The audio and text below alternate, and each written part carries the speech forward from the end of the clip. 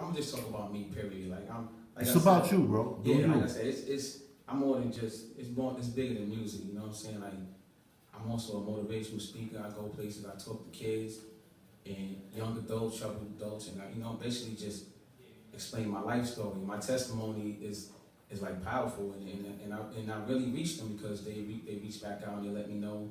They let me know they think about changing the changes that I made, how they're gonna make the same changes. Also, I'm big in the health movement. I'm a vegan myself.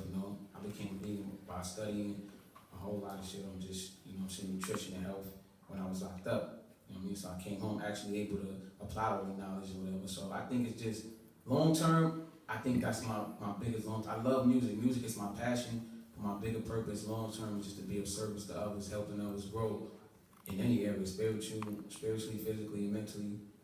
I think that's my long term purpose. But and music also, like I'm never gonna stop. That's just something that's in me, better me as a child. But that's my bigger purpose. But as a role model, leading by example, not to target one set group, but let's just say, hypothetically speaking, the streets.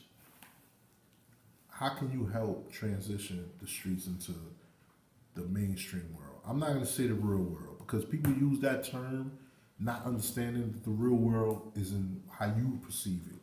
So I'm just going to say from the streets to the legal terminology of the real world, how can you help the people transition themselves from that? Because you're doing it right now.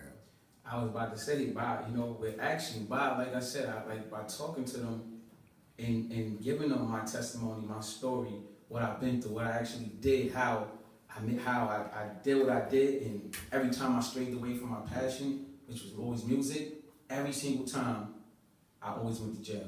Every time I did music, I seen some rise. Everything was from a kid. Like, I got the buzz as a young youth, around the hood, boom. I did some stupid shit, go to jail, come home. We started a group, me and him, and like 3 other people. We got the buzz again, going crazy, we on these record labels. I did some dumb shit again, went to jail. And I was Bang Bang Boogie. I started that with my man P.O. Shout out to P.O., man. Rest in peace, bro. We love you forever, you heard? And then what happened then? I went to jail, and that's when I was facing all that time. And I think the way I can help them is by saying my story, telling them my testimony, and also having them look at look, every time you stray away from your passion, you do some dumb shit, this is gonna happen. But